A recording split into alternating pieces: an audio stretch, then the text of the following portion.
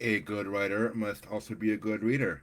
So, fellow writers out there, what have you been reading these days, and what lessons can you learn from it to apply to your own writing?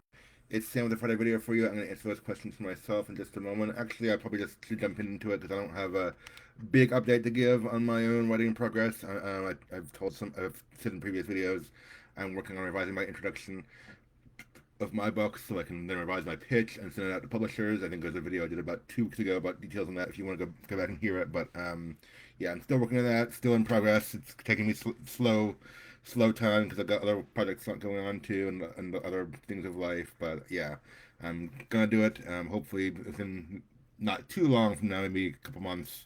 Hopefully I can begin the creating process again. So yeah, keep wishing me luck on that. Anyway, books. What book did I read recently? If you look at my shirt, you might get a clue. Here it is. My most recent fiction read that I completed: J.R.R. Tolkien, The Fall of Gondolin. Obviously edited by his son Christopher Tolkien. I think this is the last, or definitely one of the last ones that Christopher Tolkien edited. This is only published in 2018, so it's pretty recent. And obviously, J.R.R. Tolkien lived before that. Several of these have been published posthumously by after being edited by his son Christopher, and then Christopher Tolkien passed away in 2020. So this is yeah, he was like 90 also. So this is um, one of the last ones he did. So I've mentioned in previous videos that I've alluded to this before. If you want to go back and hunt for the video, where we have to talk about it a lot. I loved Lord of the Rings and The Hobbit as a teenager. I read them in with all the zeal and passion of a fantasy loving teenager, and said they were my favorite book and my favorite author and such like that.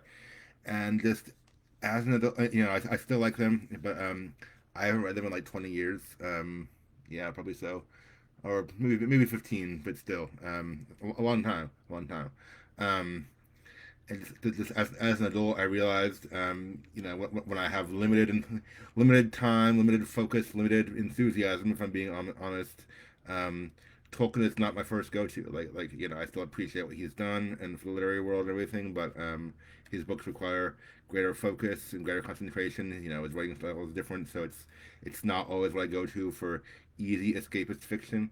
And I was like, I still appreciate this and I want to like it. I just it's hard, and so I challenged myself a few years ago to rediscover my love for Tolkien. So I read his three recent-ish releases. Again, obviously posthumous, but I read The Children of Hurin and Baron and Luthien, and this is the third one, the Fall of Gondolin. The Fall of Gondolin. Actually, I have The Fall of Numenor here too that I haven't read yet. I'm going to, but I'm not sure if that one falls in the publication timeline. Anyway, these three are kind of a set. Um, so yeah, The Fall of Gondolin. I read it and enjoyed it. I know it was based on a story from the Silmarillion, and I read the Silmarillion like probably when I was in high school. So, 15 plus years ago. I remember bits and pieces, but not very much. So it was there was a version that was in the Silmarillion. Let me tell you about this story and what I liked about it. Well, okay, first of all, um, these books, Christopher Tolkien gives some of the edited versions he gives like with commentary on his father's notes and such, and he shows you the different versions of the story. So, um, Children of Hurin was like a straight narrative, like by which I mean it was just a normal book, like it was, a story. You read the story start to finish, and that's pretty much it. I mean, there might have been an introduction and a forward and such, but it was a story not interrupted. Baron and Luthien was more like, and I've said this when I reviewed it too. It was more like watching a movie with the commentary on, which is a thing some people enjoy, and I don't mind it. I just have to know what I'm getting into, kind of. It's more like Christopher Tolkien says, "Here's the first version my father wrote," and comments on it, and then the next part is like, "Here's the second version he wrote," and comments on it, and then so it's like 3 or 4 different versions of the same story with editor commentary. Um, not saying that's bad. I just kind of didn't realize what it was going to be at first, and it was harder to get into it for me. This one was also like that. This one also has like 3 or 4 different versions of the same story, with Christopher Tolkien's commentary on it, but on the evolution of the tale over time. But I think since I was a little more prepared for it, I did enjoy it. And the first version he gives, like the main story, was like 70 pages of uninterrupted narrative. So I thought that was cool. It was cool to read that story, and just and just see see what it was like. So yeah, I like Children of Hurin. I didn't like Baron and Luthien as much for that reason. And I talked to someone else, a coworker at my work, who has read them and has had the same opinion as me. They liked Children of Hurin because it was narrative, and then Baron and Luthien was harder to get into. But since I was maybe more mentally prepared for it, I enjoyed Fall of Gondolin also. So yeah, it's about the main character is it's called Tuor, and if you I didn't realize at first he's a man. He marries an elf. He ends up being the grandfather of Elrond, at least in Tolkien's Legendarian. So he's connected to characters we know. Um, he he spends a lot of time in the beginning with some elves. He ends up going to the city of Gondolin, which is like this great city of this great stronghold of men and elves. That's where he falls in love with the king's daughter, the elf lady Israel, and gets married to her, and has a son who, according to the appendices, is Elrond's father later on.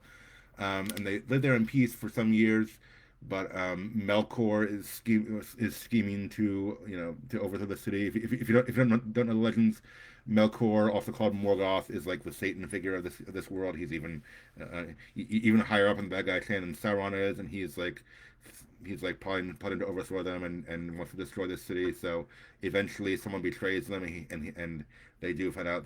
Melkor finds out the location of the city, and he sends all of his orcs and werewolves and like the monstrous creatures against them. And Balrogs. There's this epic scene where Glorfindel fights a Balrog toward the end. Glorfindel is also mentioned in Lord of the Rings, so that's kind of cool. So it was just this cool story of like of adventure, and the city does fall, but the survivors go on elsewhere. That's why it's called the Fall of Gondolin. It was this cool story of epic adventure, and just like that I was able to get into it, even if it was even if there are parts where the author interrupts with or the editor interrupts with commentary and he switches from one version to the next. I was able to get into it for a while, so I enjoyed that. So if you're looking for something that's like epic fantasy adventure kind of thing of the old style, like the old medieval epics, I'd recommend it. And I would even say if you're not a diehard fan, you don't have to read all 200 pages of the different versions and the commentary. You can read, no one will fault you if you read just like the main story and enjoy that for what it is, and don't read the rest. It's like owning a DVD but not watching all the special features of the commentary. That is okay. It's allowed. Um, so yeah, you do you, but yeah, consider that whatever option you want. The Fall of Gondolin in many different versions is there. So let me tell you in the last couple minutes. Just it's an application from this. I said it's a medieval. It's like a medieval epic, and it pretty much is. I mean, Tolkien was writing only in the last century. It's not that old, but it's obviously not an original medieval epic. But he studied those things and loved those, and that's what he was obviously emulated by, and he was going for that tone. Um, he studied things like King Arthur and Beowulf and stuff like that, and was going for a tone like that.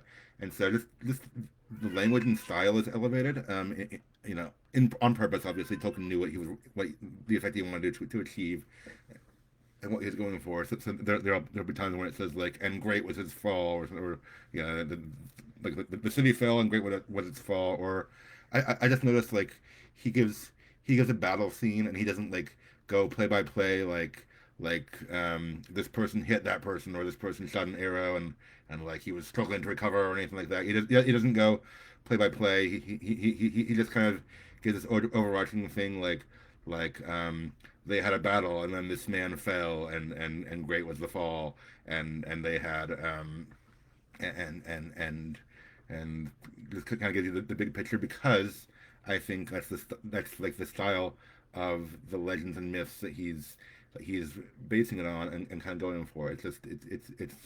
It's different details than what a modern audience might think of, but it's the style he's going for.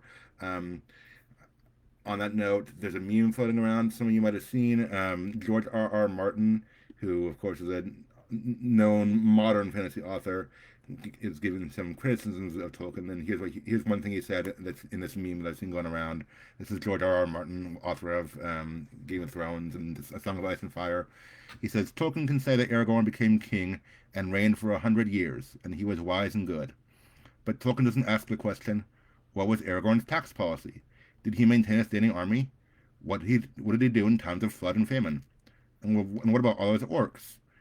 By the end of the war, Sauron is gone, but all the orcs aren't gone. They're in the mountains. Did Aragorn pursue a policy of systematic genocide and kill them, even the little baby orcs in their little orc cradles? That was what George R. R. Martin asked, according to this meme that I've seen going around.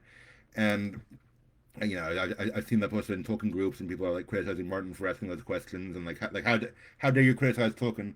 And my answer kind of is, well, those are not necessarily bad questions to ask, but they're not the questions Tolkien is concerned with. A modern audience likes those questions. Modern audiences, we want to know like the struggles, the heroes, like the ups and downs of everything, the heroes' inner struggles and everything like that. What is the day-to-day life like? What is the mundane life like? What happens in between? What happens to get to happily ever after? What happens after happily ever after? Those are all very modern questions to ask, and nothing wrong with that if that's the genre you're writing in. But that's not what Tolkien was going for, and it was intentional. So Tolkien is going for the age of heroes and myths and legends, where you say you have a great king, he was wise and good, he reigned for 100 years, and like you leave it at that because that's the heroic epic quality that Tolkien is going for. And so I see what Martin is saying. I'm not saying that doing it either way is right or wrong necessarily. I'm saying know your tone and know the audience you're going for, and that will help you to know, which way to do it. Maybe you are writing something that's like the next medieval fantasy epic, and you want to do it, somewhat in the style of Tolkien and the medievals. Then great, you can do that. You don't have to give us every single detail about his political policy or about like the play-by-play of each battle. You can give us the high notes and read it like an ancient mythical epic, and keep it that way. Or what is more popular these days, focus on the character of human interest and give their story with the struggles, with the ups and downs, with the tax policy and everything, and have the readers connect that way. So both are okay, both are good. Just whichever one you do, know what you're doing, do it intentionally, do it well, and do it because it works for your story. So that's my advice to other fantasy writers or sci-fi writers or anyone trying to figure out where your story falls in this realm of literature. So yeah, there you go. Fall of Gondolin, J.R.R. Tolkien. I recommend it if you're a fan. Fun read of medieval fantasy adventure story, of course, in Tolkien's world. And yeah, keep writing, keep watching and listening and doing all those things. Thanks for watching. Have a great weekend, everyone. Bye.